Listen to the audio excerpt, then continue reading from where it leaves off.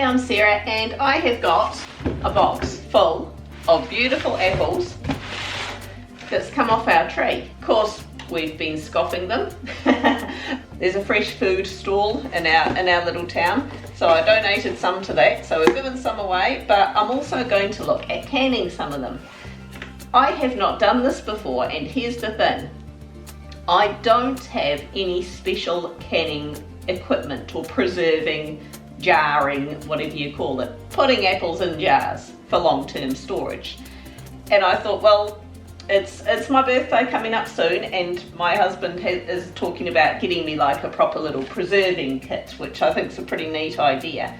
But in the meantime, I thought, well, I'm going to try this just for those of you like me who don't have all the proper preserving gear, because I've been watching videos and I'm thinking, I don't have a pressure canner, I don't have a proper wire rack for water bathing, I haven't got these special tongs, and I thought I'm just going to have a crack just using, you know, old jam jars, pot on the stove, whatever I've got.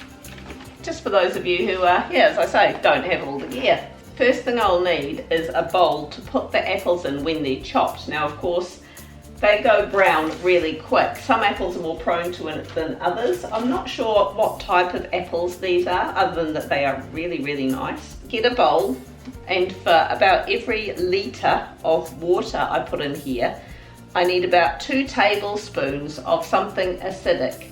So citric acid or lemon juice or white vinegar. So I'm going to put some water and some vinegar in here. In case you're wondering about the boo-boo on my thumb, I did not do that chopping apples. I had an incident with the grater this morning. I grated half my thumbnail off. I don't recommend doing that. Now, you'll notice I'm leaving the skin on. Of course, that's optional. I think most people choose to peel them, but I'm a bit weird like that. Now, while we're chopping through these, we also need to think about sterilising the jars that you're using. I've actually just put mine in the dishwasher, and I've just had them on a really, really hot cycle in the dishwasher. So although they were in storage and they were cleaned obviously before they went into storage and everything, yeah, you just want to make sure they are quite well sterilised. I'm going to take them out of the dishwasher and just keep them in the oven, just to keep them nice and warm. A lot of people don't like doing that. A lot of people like to keep them in hot water instead of the oven. That's fine, whatever works. I might leave it at that. That is a lovely decent bowl full of apples. I'm going to guess that I might need as much water boiling to put in the jars as I've got in the water bath. So I ended up putting about 2 litres of water in here. So I'm going to boil up 2 litres of water. Okay, now something we will need is a couple of big pots. Now, I'm going to need 1 pot for cooking the apples and the water or the syrup in, and I need another big pot for doing the water bath afterwards. I've never tried a water bath method before. I'm going to need something else I'm using for this because I don't have a wire rake, but I'll show you. I've heard of someone doing this and I hope it'll work. So I'm going to start boiling up 2 litres of water. As I say, that's just my guesstimate. I was going to do 1:6 water to sugar ratio. Maths is not my strong point. I'm just going to put like 2 cups of sugar in there. So whatever that is, you know, it's probably more like about 1:4 to 1:5 kind of. Right, so that's now boiling. The sugar has nicely dissolved into the water. Now I just have to throw my apple chunks in there for about 5 minutes. And in the meantime, I'm boiling enough water to cover the jars that I'm using. So I want them to be standing upright, and I want the water to cover it by about 1 inch. So I need to start that going on a rolling boil. Apples have been happily bubbling in here for about 5 minutes. I've got the water in the water bath to be on a rolling boil. I think I've got enough water in there. So one by one I'm just going to take the jars out of the oven. I suggest you have a lot of tea towels on hand because this could, obviously it's all very hot stuff you're dealing with, it could get messy. So I'm going to pack the apples themselves into the jar, and then I'm going to fill it up within about 2 centimeters or so from the top with the water or syrup, whatever you're using.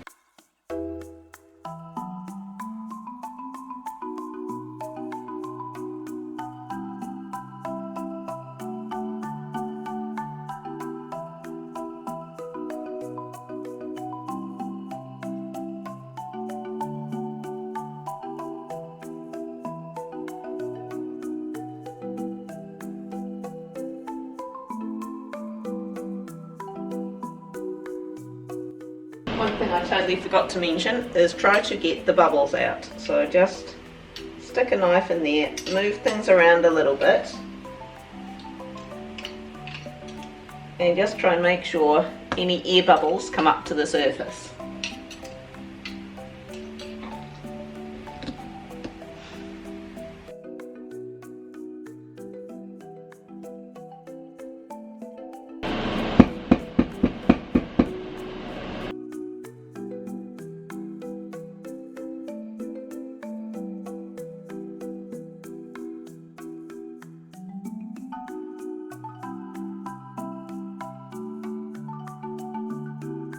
My jars here, make sure they're sealed nicely. I'm going to give them a bath.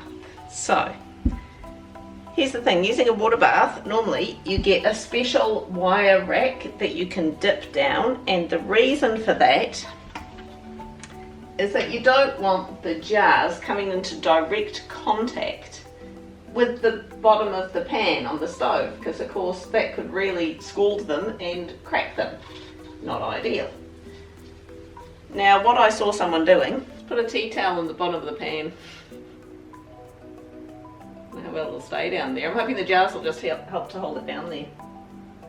But you don't know these things till you try, so here we go.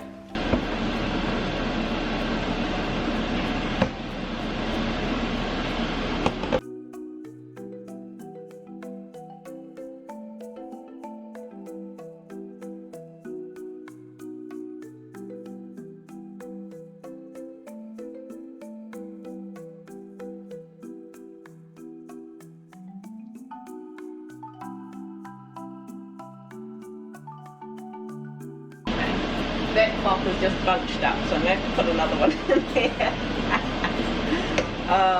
And of course I'm going to rely on these jars to prop each other up. Next time I am so getting a wire rack.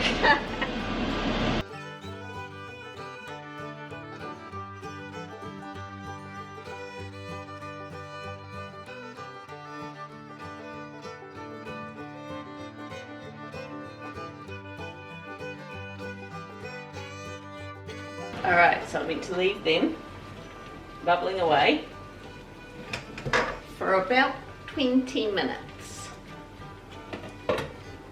But in the meantime, I just fished out the last few bits. I want to see how this the syrup with the apples goes.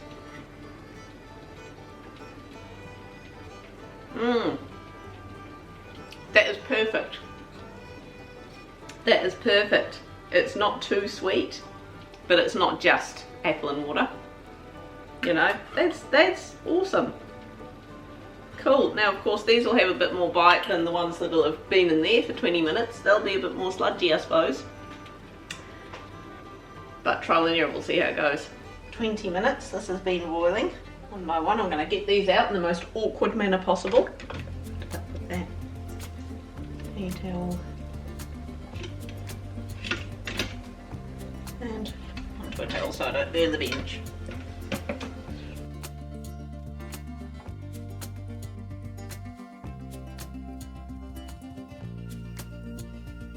There we go, 6 absolutely gorgeous jars of stewed apple.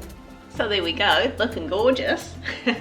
So what I will actually do is I'm going to release my video now because it is peak apple season here in New Zealand and people might be wanting to have a go at this. But when I do eventually crack open the jar, I'll keep these in the pantry for a while. Probably come winter sometime I'll start getting into these. I will actually leave a comment down below when I crack open the first jar and just confirm that they're yummy. Am I going to go to the extent of getting some proper canning gear to do it next time? Yes. Although I have shown that you can do it without the gear, boy were those tea towels fidgety. So I'm going to get a proper rack to actually put down into the water bath, and I'm going to get some tongs, because although my little civvy thing and my normal tongs, I could do it, fidgety, really fidgety, and I want to get a proper funnel as well. So that's my birthday list. Leave me a comment, hit subscribe, and we'll catch you next week. Bye.